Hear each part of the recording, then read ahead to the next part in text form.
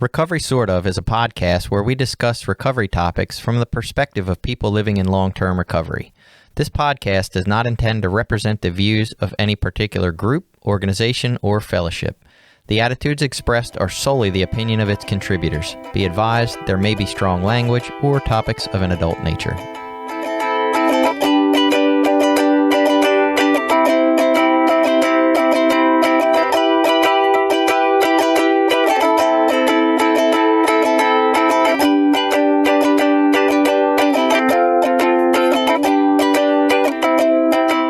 Welcome back. It's Recovery Sort Of. This is our 2-year anniversary, and we still didn't have cake. Wow, amazing. Right. I didn't realize it. 2 years, 104 episodes, week after week after week. We found a way around vacations and everything else. So congratulations to us. Maybe if we do this for another 26 years, we'll have a strong following. Yeah. But anyway. A couple more years, we'll double. Recovery Sort Of. I'm Jason. I am a guy still trying to understand what the hell the traditions are talking about. And I'm Billy. I'm a person in long-term recovery. And we're on Tradition 10, which is? Tradition 10, Narcotics Anonymous, well, or whatever, Yes. fill in your A fellowship, has no opinion on outside issues, hence the NA name ought never be drawn into public controversy. So this will be about 3 minutes long, right? Yeah. Perfect. That's just what we need this week.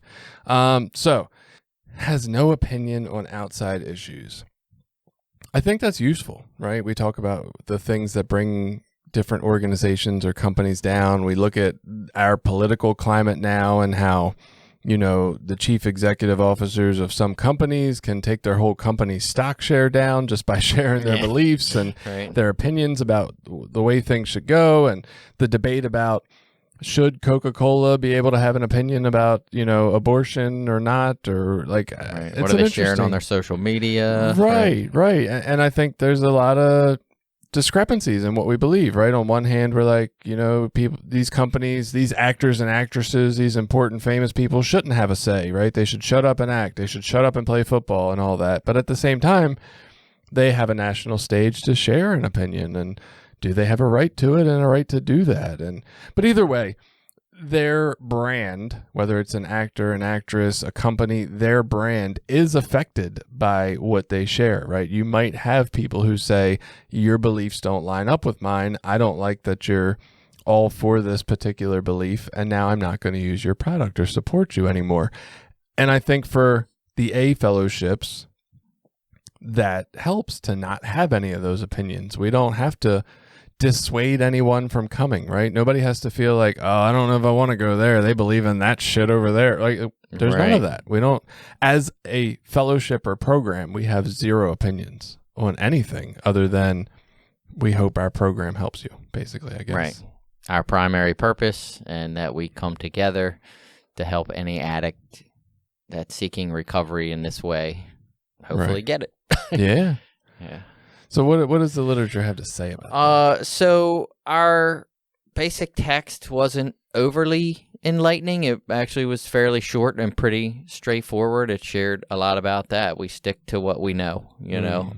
In another book we have, It Works How and Why, it has a tradition section. And in that, I found a lot more stuff that gets a little more interesting.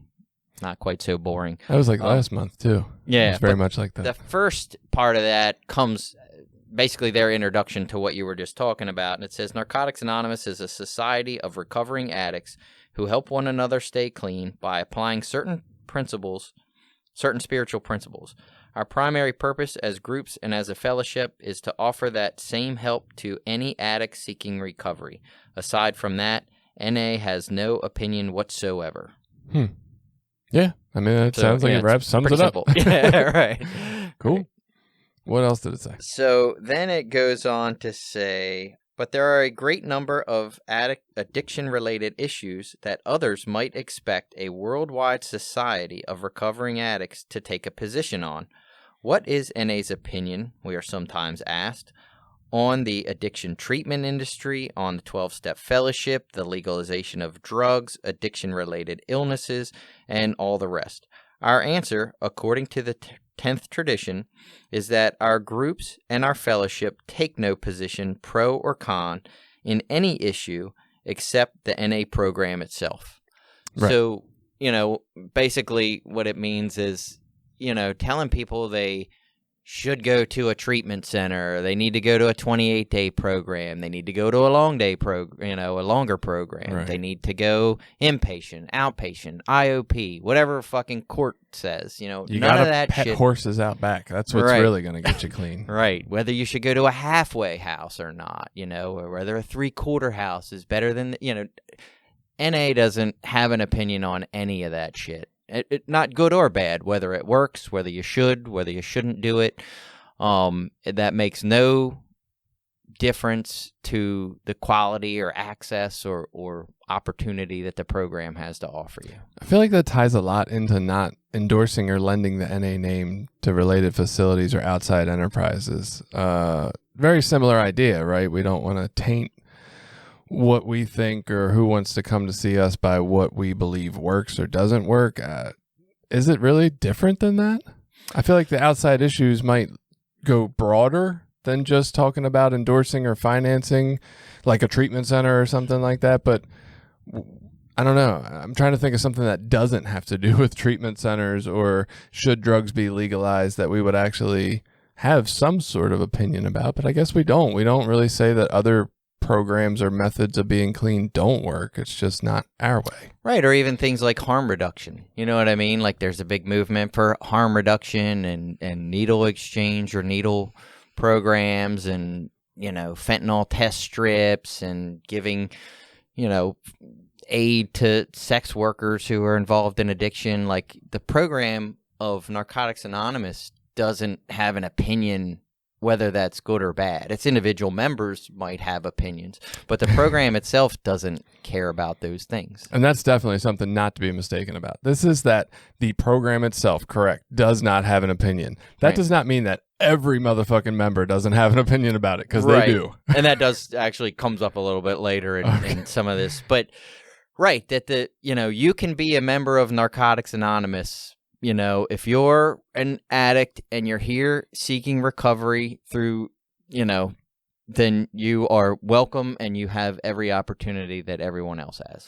And I guess spirit of it. Right. And I guess our own personal opinions would tie into next month's tradition, right? So say we do. We all have our own personal opinions, and say we were really outspoken about that. And people knew at the level of press, radio, and films that we were a member of this program.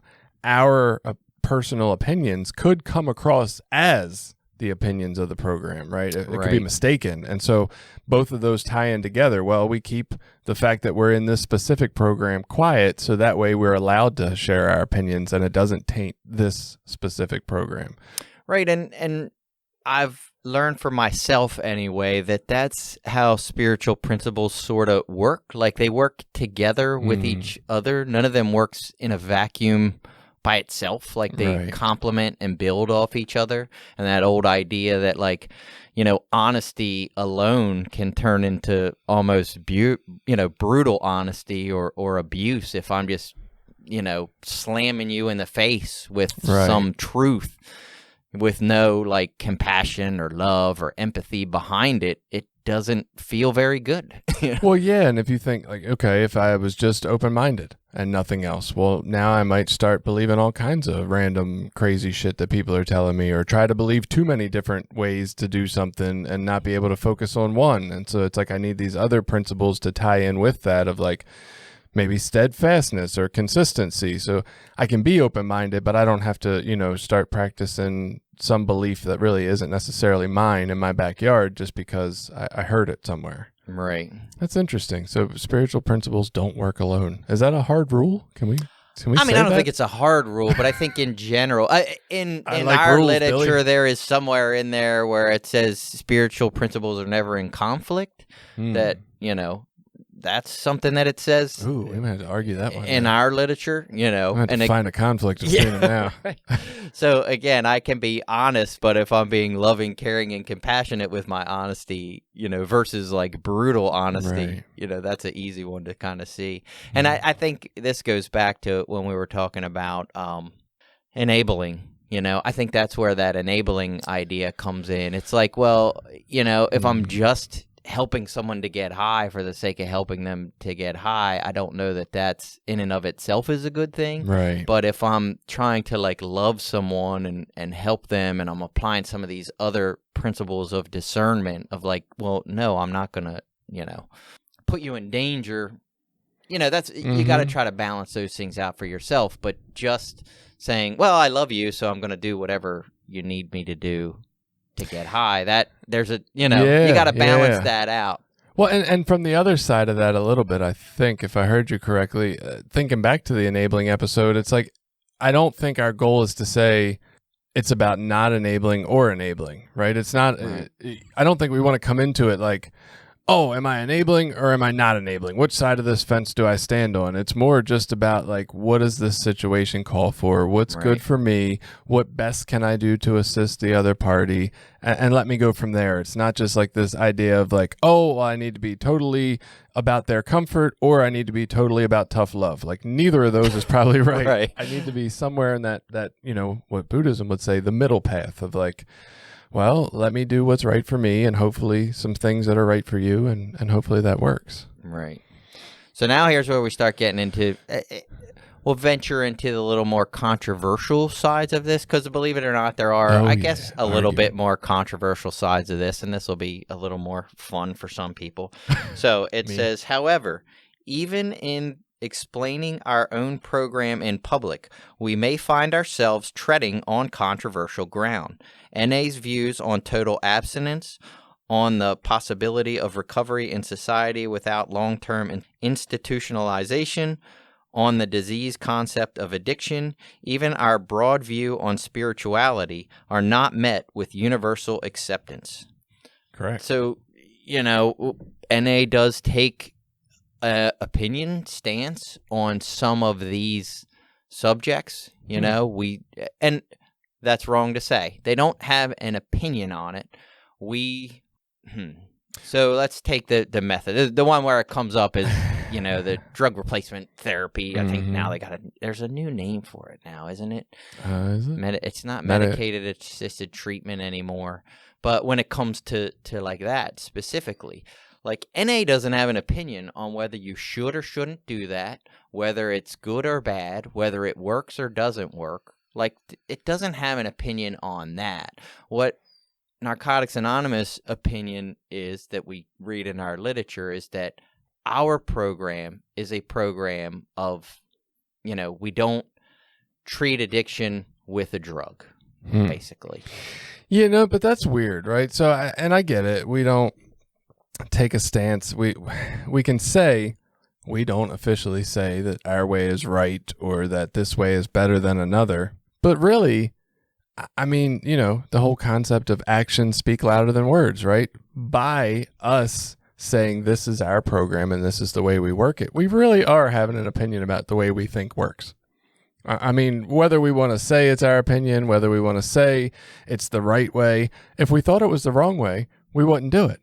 If we thought there was more than one right way, we might be accepting of all of them, maybe. I can kind of see a little debate there. But that's where the no opinion comes in, is we don't say, this is the only way that works, this is the best way that works. We just say, look, here is a path that we have found that has worked for many of us, and if you try this path, it might just work for you too. It's available to all. It's free. You know what I mean? You can come in and do it. But it's like, for me, the idea that I think of is, it's like, the keto diet or the Atkins diet. And someone says, hey, this diet is great. It can help you in all these ways. And then someone comes in and goes, well, yeah, that Atkins diet is great, but I'm going to eat bread because I like bread. So I'm going to eat bread. And then you go, well, the whole diet works on the premise that you don't have all these carbs. It kind of works by not eating carbs. That's what makes it work. And then you go, yeah, but I like bread and I can get healthy bread, and you know what I mean? I'll go with 7-grain whole wheat bread that's not bad for you. But it's not the way that's supposed to work. But how many things do you try in your life that aren't the best and you stick with them? Like you could say, I have no opinion about how to get to work in the mornings. Like you could bicycle, you could take a bus, you could walk, you could jog, you could take a car. But if I look at your life, I'm going to say, well, I obviously know the opinion Billy holds. He believes the car is the best way because that's the way he takes every day, right? Like, if all these other ones were viable and also just as good, you would do some of them, and you don't for a reason. Right, but I say the guy that rides a bike, I don't go, well, that guy's dumb. He rides a bike. I'm like, you don't no, think that I when wish it's like I had snowing outside? What's that? You don't think that when it's snowing outside? Look at that idiot riding his bike. There's a lady that jogs every fucking day. I see her on my way to work every day when I take my kids to school and stuff. She's out there in the rain and the snow. And I'm like, they got indoor treadmills. I run on an indoor treadmill. Yeah, but I don't think any worse of her. I'm like, man, she's fucking getting it. Like, good for her. That's fucking awesome. Like, she's got a real fucking commitment there. Like, So- I can look at that and not have an opinion that she's... Okay. Think about this one, though, right? So we don't have an opinion on whether medically assisted, medicine assisted, I don't know, Yeah. whatever. medically MATs. assisted treatment. We don't have an opinion on whether they are also a functional way. So why couldn't they also work our program while being on that? Why? How would that? So, and now this gets into my opinion, and that about me having an opinion comes a little later, is I would consider working the program with someone who was on some sort of medicated assisted treatment in the right circumstance. Again, that's not all for, the flip side of that is I would be honest with them in saying that our program typically, it's for abstinence-based recovery. We don't treat addiction. The spiritual growth that you get requires a level of awareness that I think medicated assisted treatment numbs out. And I'm not making a judgment on that person whether they should or shouldn't stop. I'm just saying, as far as I know, the way I know that it works, it tells me it doesn't necessarily work. So I can't say that you're going to get the same thing that we promise because you're doing something a little different. Well, but even in your statement there, the way that I understand that it works, that way doesn't. That's like the opinion that this way works and other ways don't. Well, if you want this, maybe you want something else. I mean, I guess for me, I'm just thinking if we said the 12 steps work, hey, we kind of think maybe they work better when you're completely abstinent, but they work like this community, this being around people living a different life. This is good for people in general, whether you are on MATs or not. The opinion become like, if that's our opinion that other ways can work and we believe that and our 12 steps are useful, well, we would let everyone come in and work our 12 steps and celebrate their own versions of clean time, and it wouldn't affect us at all.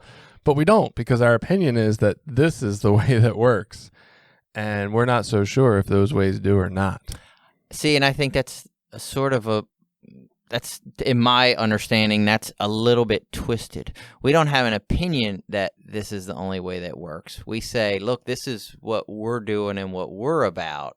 And you know what I mean? Like, you can do whatever you want over there. I don't have an opinion that any of the other A's is better than the other, or that Celebrate Recovery is somehow less than what I'm doing here. Like, my personal belief is that people that can relate to that religious aspects to Celebrate Recovery can find spiritual growth and development and enlightenment and get anything that I'm getting here.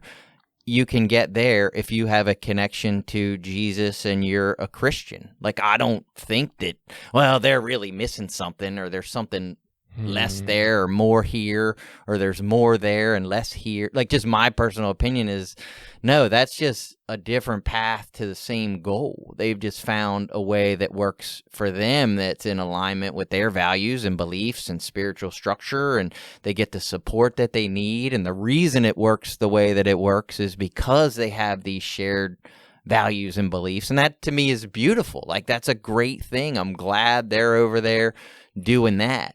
But I can't go there, or I don't feel like I have a right to go there and be like, well, you guys would be great if you get rid of this fucking Jesus character, because I don't believe in him at all. And I want what you have, but I don't want this Jesus piece. So you got to chuck that out. Like, no, I get that. But it's interesting. What stuck out about your explanation was that you kept saying, we don't have an opinion. and we don't think, all these other ways might work, do them over there. Like, to me, that's an opinion. It's like, well, your way might be fine, but keep it the fuck away from here, right? Because this is our way. And that, to me, I'm sold on the idea that it's definitely an opinion. It's unstated. We might not go around saying that ours is the best or that you can't be a part of it, but it's an opinion. This way works. If you want to do it another way, that's fine, but keep it the fuck away from our way. Well, that's where I believe these traditions work together when we go back and build on each other. We don't say, or I should stop saying we. My understanding of this is that you can come here all you want if you are on medicated assisted treatment. Welcome. Please come. Please be a part of what we have to offer. But our experience and the way our program is written and understood and the way we know that it works is through not treating addiction with a substance. So, that's just not what we're doing here. We're doing something a little bit different. But you are welcome to come here. You are welcome to share. If a person comes in and smokes fucking pot or does heroin and comes in every day and says, man, I relapsed again. Man, I relapsed again. Man, I relapsed again. We don't say, well, you're not welcome here anymore. You shouldn't come back. We say, welcome. Keep coming back, man. Keep working. We appreciate, or hopefully. I'm sure there's some people that tell people not to. But again, we start with unity and then our primary purpose and that every addict is welcome here no matter what. It doesn't matter the status of what you're doing. Yeah, we say welcome, come be a part of us. We'll also belittle you and tell you you're not clean because you're not by our definition. But that's where you're ignoring the other traditions that we have that say we don't do that. Well, the traditions have no rules, according to what we've understood. So it's they have spiritual principles that we're supposed to be practicing in accordance with, no matter how many spiritual principles I want to practice, and I don't want to take us too far down this path before getting on to the next one, but I guess for me, my understanding is if we're telling somebody they are not clean, that's going to keep them apart from us, no matter how welcoming and how much we say, welcome, come be a part of us. If we're deciding what your clean time is or what it looks like or what factors go into whether you are or not, that's our opinion about what works best or what works for us, and we're not.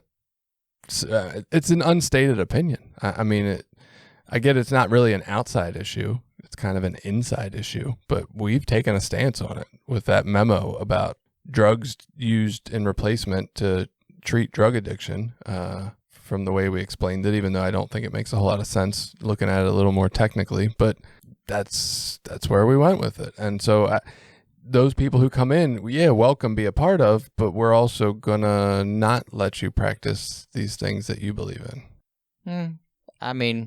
So as I understand it, I don't believe it says you can't. Like, nowhere in here does it say you can't work steps if you're using. That's not in any of our literature. No, it just says you're not clean. Right. So you're dirty. You dirty fucks. Yeah. Welcome, be a part of dirty. Right. It's a little. Well, anybody can take it, and there's there's another quote I was going to read in a little bit that sort of addresses that a little bit. It's like no matter how, and I'll read it, but it's like no matter how much you try to explain yourself in a kind and gentle and loving way, people can take what you say and turn it into whatever they want. And if I say, look, hey, if you're on medicated assisted treatment, fucking good luck, man. I hope you get everything you want out of life. I hope you find exactly what you want. But what I'm doing over here, I don't know that I can offer you anything. I really don't. I don't know that I have the answers to your problem. They can turn that into, I think they're fucking bad because they're using drugs. Maybe we should go to that quote because that's interesting. Yeah. It's not our fault if others misrepresent what we say as individuals. We may avoid such complications before they arise simply by thinking carefully before we speak in public. Yeah, I think you're right. There is an understanding that like there are people that cannot be pleased at times. It feels that way, at least, for whatever reason, whatever they're going through. Like, no matter how nicely, calmly, compassionately I try to explain my boundary, whatever that may be, they don't hear it the way I intended, and they hear it in some malicious way. But I also think that statement can be used very much like the idea of, you know, Bill W. saying, I helped so many people, but none of them stayed clean, and I did. Right. So it must be working. It's very much like, well, it doesn't, I tried all the ways to say it nicely and nobody heard me. Well, how much? It also talks about it's more important to understand than to be understood.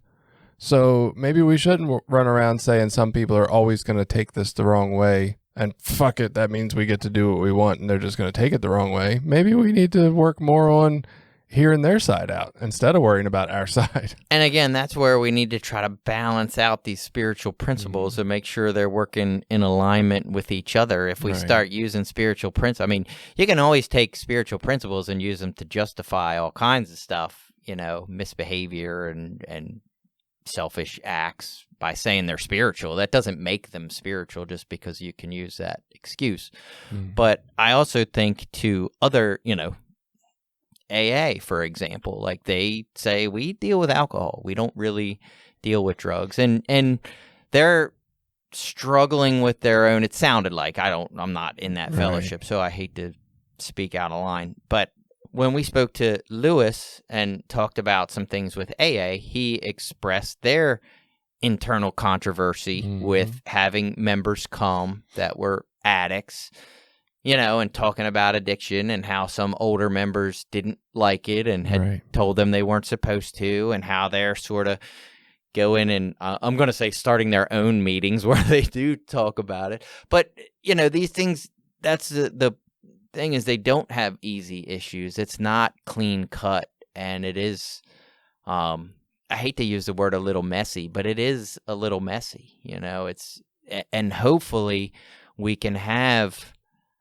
discussions or, you know, talk about these things in a loving, caring, and compassionate way so that we're not hurting people, so that we're not disrespecting people or making them feel bad about their pathway of recovery. You know, I am of the opinion that addiction is such a broad and varied, you know, thing in people's lives. It affects each individual in their own unique way, and that recovery is the same way. Each person sort of finds, hopefully, a path that works for them, that's going to suit what their, you know, needs are and help them find what they're looking for. And I don't hold the opinion that this, you know, what I do works for everyone, and that if you just do what I do, you'll get what I get. I used to believe that. I don't believe that anymore. I believe you can do 100% exactly what the fuck I did, and you get completely something different out of it. Like, I just don't think that's a thing.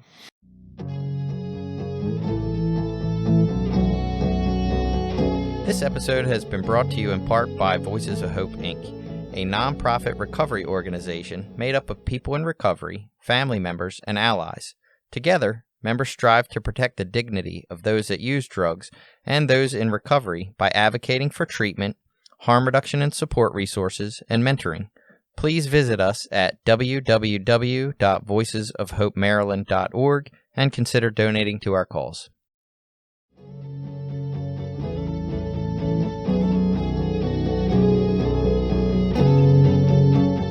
I think this tradition was so much easier when our conflicts came into things like, you know, what sports team is the best in what sport is the best in the United States, and even what kind of treatment works best, and do you need to spend time in a recovery house? Like, it was so much easier to keep our mouths shut there. I feel like this medication assisted treatment idea, drug replacement therapy, like this has made it really, really complicated to navigate where we need to go and what we're going to look like in 20 years. And I just think this is like a real practice of where we probably should have no hard rules. Like the traditions say, there's no real rules, and we should tread lightly, think carefully about what we want to say and what our ultimate goal is, which is to help people, and learn as we go, like what is going to work for us and what's not? Where do we really need to hold fast to ideas just because we've had them forever? And where do we need to start adjusting? And to be honest, those are what I'll say are the current opinions of Narcotics Anonymous, stated from our world service as what I would call a I don't know, collective conscience Group of conscious? our groups. None of that from the definition of clean to an opinion on maintenance programs. Like, those things aren't in our basic text, and they don't come up in our basic text or specifically in our literature. That's just the understanding that we have now, and maybe at some point things evolve, but that's where an attitude, a spirit of, again, first tradition unity, the other traditions, our primary purpose, like, that's where those things become critical to our guidelines, not hard, fast rules that this is the fucking way it is and you need to be this way. I mean, our fellowship doesn't have an opinion on fucking key tags and celebrating anniversaries and all that. That's just shit that groups made up. That's not fellowship. Right. I mean, I can't say it's not fellowship stuff. That's not in our literature as part of. There's nothing you're ever going to read in the basic texts. And when you get 30 days, you get an orange key tag. Like, that's just some shit we made up because we're self-centered people and we want to feel important.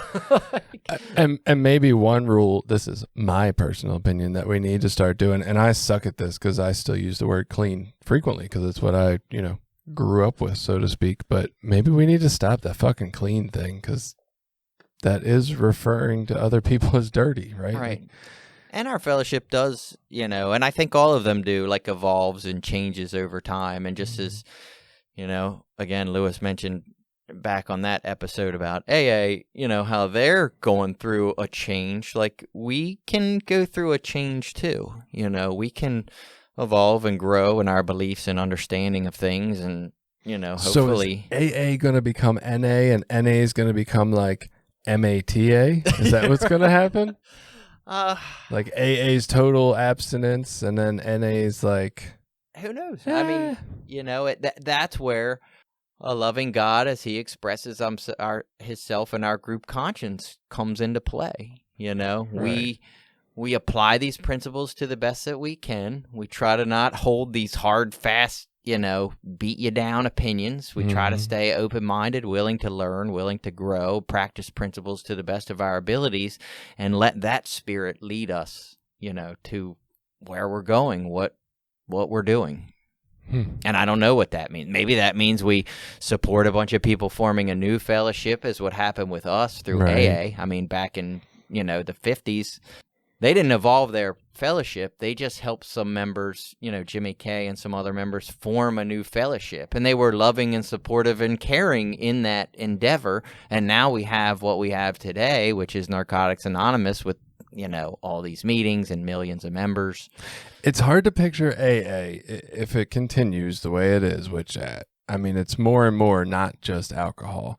It's hard to picture them becoming basically NA with different literature without at some point there not being somebody that says, well, why are these two separate programs for the same fucking thing?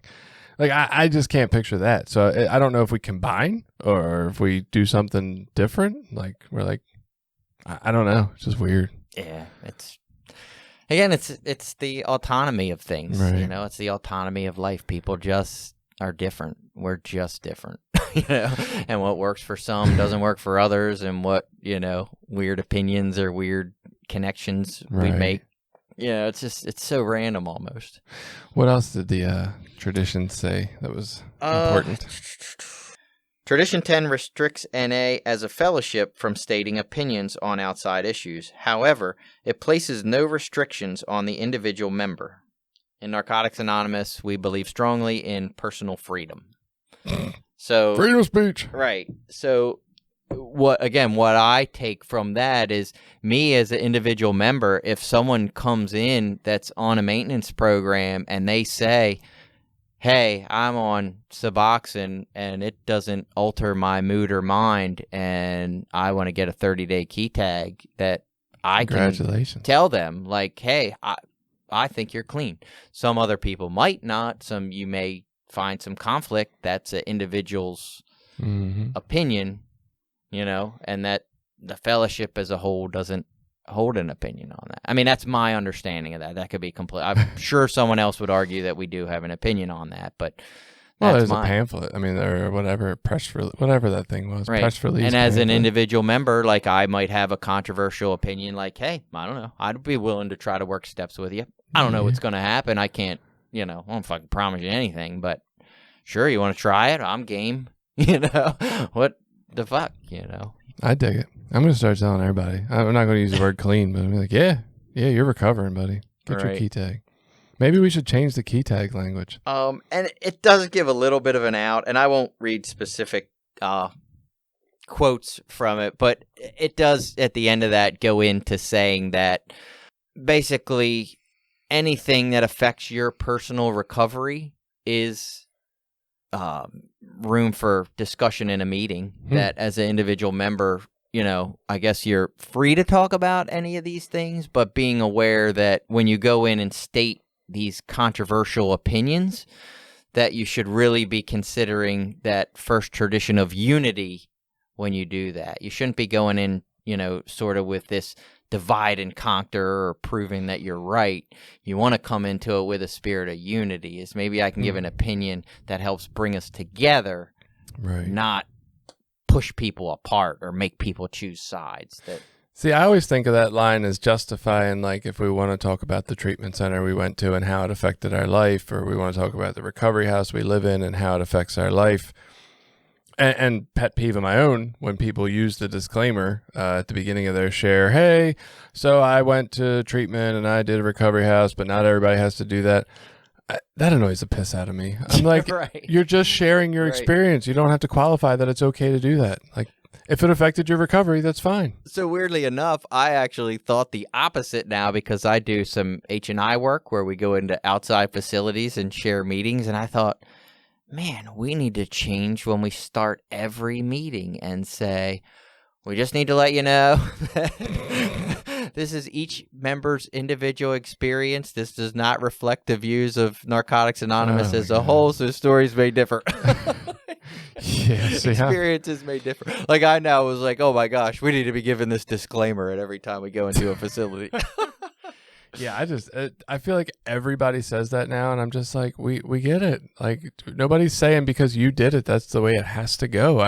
I mean, you share about the way your drug use look like, and I don't think that disqualifies me from being in here because mine look different. Like, I just don't understand why we feel it so necessary to disclaim that every time. I'm like, ugh, just get over it. Yes, share whatever. Now, that's totally different than the time I asked in the circle at the end of the meeting to pray for the troops in Iraq or something that had nothing to do with my recovery, right? Like, maybe that doesn't belong in the meetings.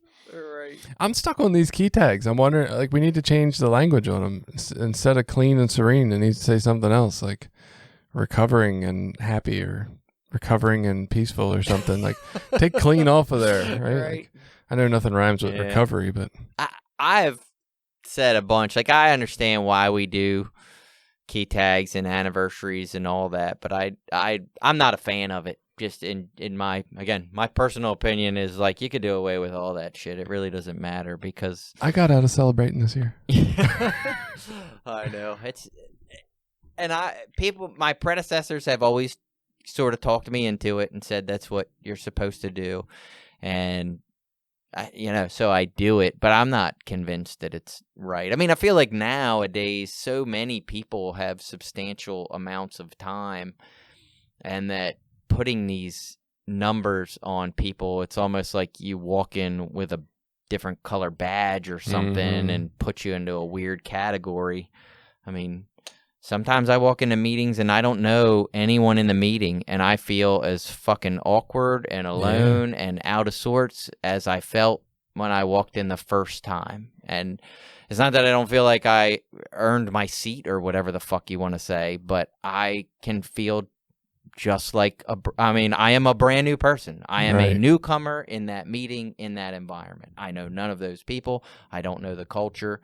Usually I can fill it out and fit in, somewhat quickly. But there are times where I have that feeling of loneliness and isolation have been so overwhelming that as soon as the meeting left, I fucking left. Right.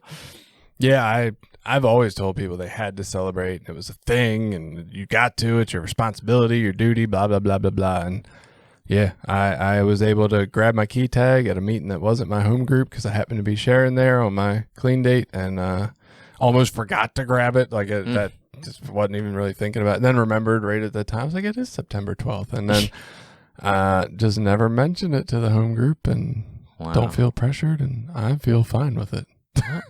Happy anniversary. What was that, 19? 18. 18. Yeah. I thought you had 18. No, anyway. Still got a little bit. 18 years. But yeah. Long time. It is. But I didn't feel any kind of way about not thinking about the day, about not celebrating. And really, this is what it came down to. Like, I've always looked at it as meetings in Baltimore where I was, right? Ton of people, ton of new people. Maybe they'll benefit from your anniversary story, blah, blah, blah, blah, blah. Up here, I was going to share for the same 5 people that heard it last year. And it's like, why? I've been here every week. They've heard me share about everything that's happened in my life for the last year. They heard my story last year. Like, I just don't feel like it's relevant at all. I couldn't see any purpose. Last year, you talked me into the purpose of introducing myself to my new home group. Okay, I bought that. But now I was like, for fucking what? What am I going to run my mouth for? There's no purpose here. My only, I guess, rebuttal to that would be we show up and it's, whatever, the God's purpose idea. Like, I show up at my home group every week, and most weeks there's only 3 of us there because I don't know when the new person's going to show up. You know what I mean? I don't know, and I can predict and plan and theorize who's going to be there, what's going to happen, and talk myself out of going. And then last week I went, and it was me, another home group member with substantial time that's usually there, and like 8 other people that were 6 months or less, which is really weird because then like me and the other guy with 20 some years that been in the home group forever are like outnumbered with all new people. But it was, it was interesting. And it's like, I have to remind myself like, oh yeah, that's why we show up here every week. And some weeks, none of those people show up. And there's been quite a few weeks recently where it's been 2 or 3 of us that stand outside in the parking lot and bullshit and hang out for a little while just to see if someone else shows up and we're going to have a meeting. Right. But it's like I do the footwork because I don't know when, whatever, for lack of a better word, God's work is going to take place. Right. So that would be my only argument is that's part of our culture, so that's what you're supposed to do because you don't know who's going to show up that week or benefit from what you have to say. But. Well, they would have benefited from what the rest of the group had to say if they showed up. So, and they didn't. God's will is going to happen no matter what. That's right. Can't thwart God's will. All powerful. Yeah. I don't know. What else does the tradition say? Anything else interesting? That was it for the most part. I mean, I think most of the controversy around some of the internal opinions are what causes this one in particular to be interesting. Right. But, we have a reading that we read at the end of our traditions, in a lot of meetings, and it says, the traditions protect us from the internal and external forces that could destroy us. And I think that's because, if we take each one of these by itself and then try to beat people over the head with it and ignore the other principles that should be working in alignment with it, we can justify all kinds of shit, I was sitting over here thinking, you were talking about there's no rules about key tags, this, that, and the other. And I was like, yeah, I'm going to support anybody who wants to get one. I don't care if you're on a replacement therapy or anything like that. Sure, get a goddamn key tag. You got 30 days off of whatever drug that was causing your life misery. That's awesome. I'm with it.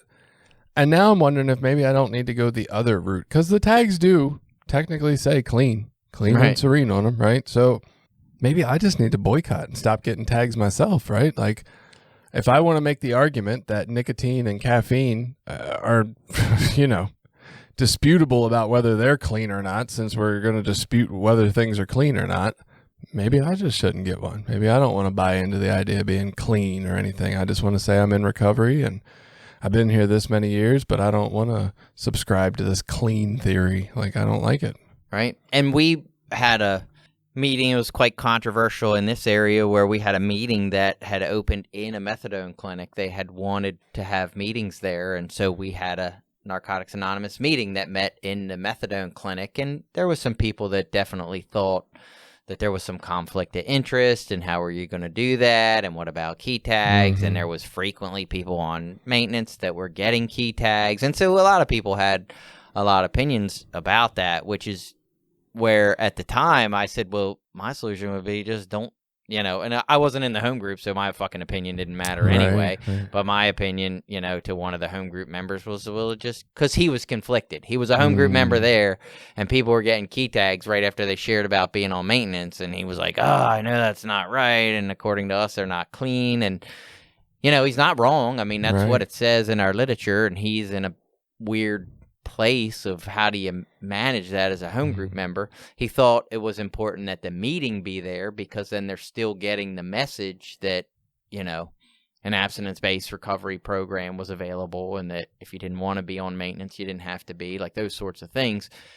And so my thing was, well, just don't give out key tags. Just stop doing it. Right. You don't have to. That's just a thing that groups do. That's group autonomy. You don't have to give out key tags. You don't have to celebrate anniversaries. You don't have to read any of those fucking readings if you don't want. You can open the meeting and go, hey, this is a Narcotics Anonymous meeting. My name is Billy. I'm an addict. Share about where you're at, what you're doing, anything that affects your recovery. Meeting's open. and look, your home group, just knowing what I know about it, if you went in and said, guys, I'm really wondering if we should give out key tags anymore, I'm sure there'd be some sarcastic jokes. There'd probably be a lot of dark humor, but there could probably be like an open discussion about, is that a thing? Do we want to stop doing that? I'm just picturing walking into my home group and saying that idea, and the pushback or the just complete closed-mindedness to the concept of not having key tags at our meeting and why. I'm like, I just can't.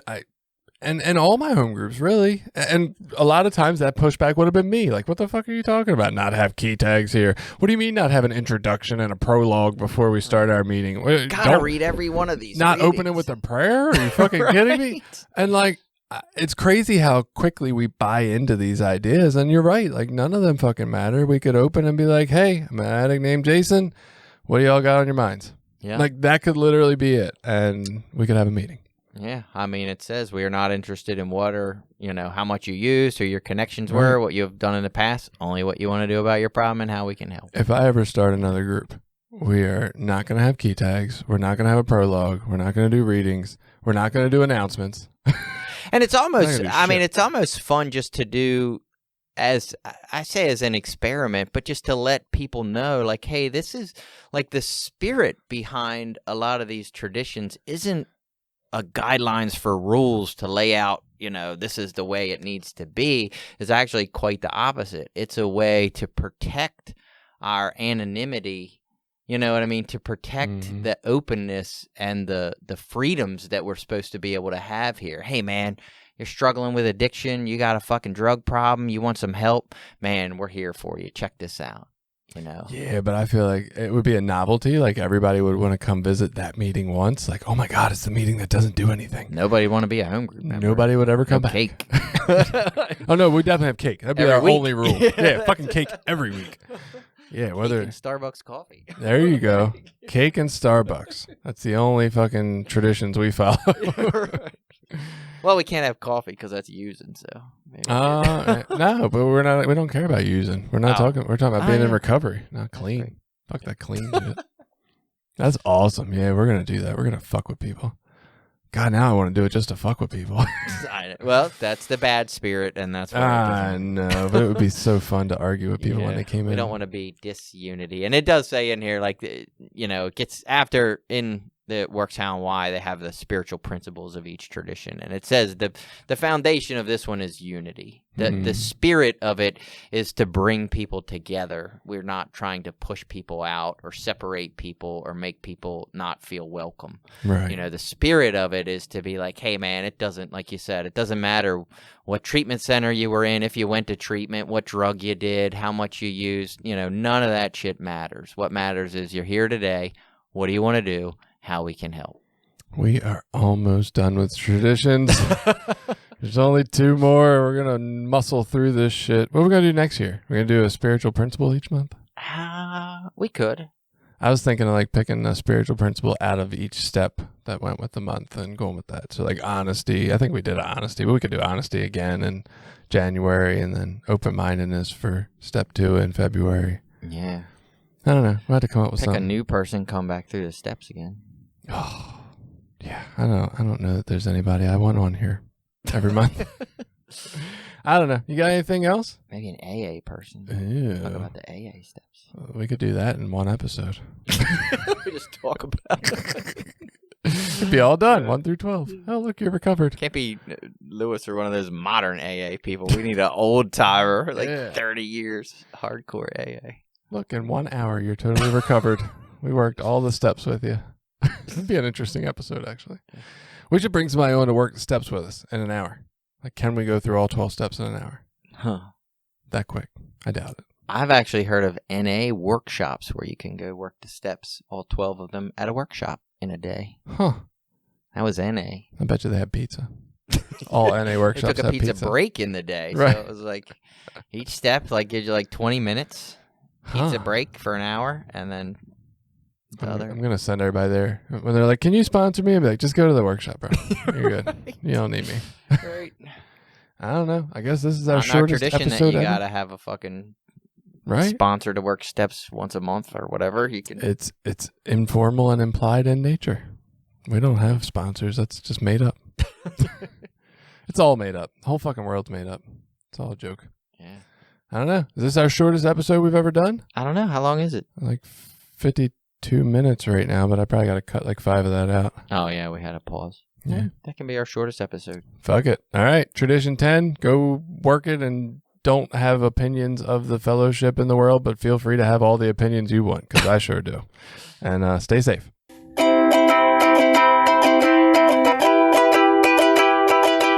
Did you like this episode?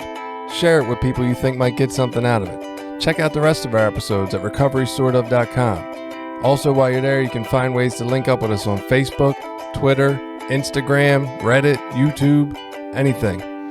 We're always looking for new ideas. Got an idea you want us to look into? Reach out to us.